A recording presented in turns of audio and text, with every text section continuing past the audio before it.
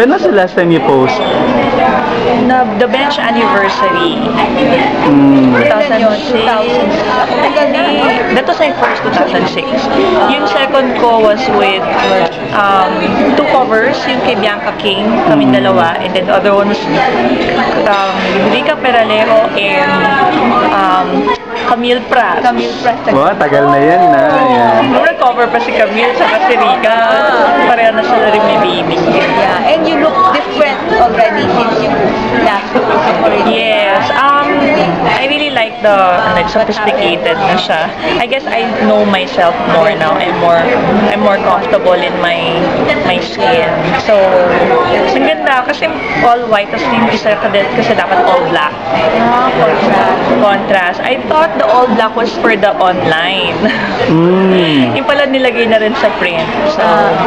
So far, how's the feedback and what did your daughter, now your daughter bigger? Well, kasi syempre, under 18 cannot see the magazine. So, she hasn't seen it yet? Well, I told her lang, I have a big girl, but I didn't show her na. Because it's for 18 and above. Yeah. So, pero, is it okay with you na makita niya that I guess, you're dito? it's not the first time naman eh. So, my old covers are still in the house. So, nakita rin naman yun. Yeah. So, I think it's, done tastefully, and I'm so happy with my cover, with what the team did.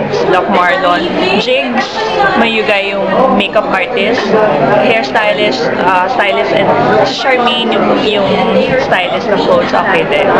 So, what's the feedback from wherever, your friends, your... Yeah, better yung cover I look at this age. For my age, okay pa. What's the secret ba of being sexy pa rin? I'm just very conscious now. Kung dati I eat talagang rice every meal, ngayon nag-cut down na talaga ako sa carbs, and then I try to run at least every day. Kahit 5 minutes, 10 minutes sa treadmill, 5 times. Sacrifice, oo. Laging tanong ng karamihan after mag-post FHM ready to do projects na raw na sexy, mga ganan. May mga ganan. Kasi parang ang peg ko na sabi lang, bakit naman si Alice Dixon hindi naman siya nag-sexy? Sabi ko, parang malay mo, like yung role niya ngayon sa TV5, okay rin naman yun. It's not sexy, but it's seductive. Sophisticated. Yeah. Okay lang sa iyo mga ganan. Yeah, that you fall in love to a young boy, parang yun nga, what's next for them, di ba? I've done TV Patrol, The Ball, so acting talaga yung hindi ko pa nabigyan ng oras that time. Now that I have time, okay, kasi okay naman yung acting sa akin. Like Maria Mercedes, I did Maria Mercedes for a short time lang, pero I enjoyed it. So that posing for FHM is the farthest you can go? Yes, kasi iba na pag moving camera niya. Okay. Pag moving na, seductive lang. Oo. Kasi pag moving camera, mahirap na i-photoshop. After that incident happened before, na hindi na natin mabalikan, you're together with us. Di ba parang ganan? Kumbaga, ano na yung parang okay na ba and something? Yeah, wala. I mean, it's already 2014.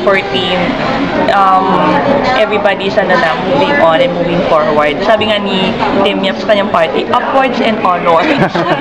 Very aware na after that interview, parang maraming mga bumatiko sa'yo and something, parang mga social media. How do you take it? Yung mga ganun? I mean, haters, lovers, you have to accept it. It's part of being public. And kahit naman yung FHM, kung may mga positive, may konting negative din naman, medyo masakit marinig. Pero that's their own opinion. Haters sila, so sila na lang yung mahirapan. Mabigat sa loob yun, di ba? Pero paano mo tinitake yung binabasa mo pa ba? Or parang, yung bashers mo?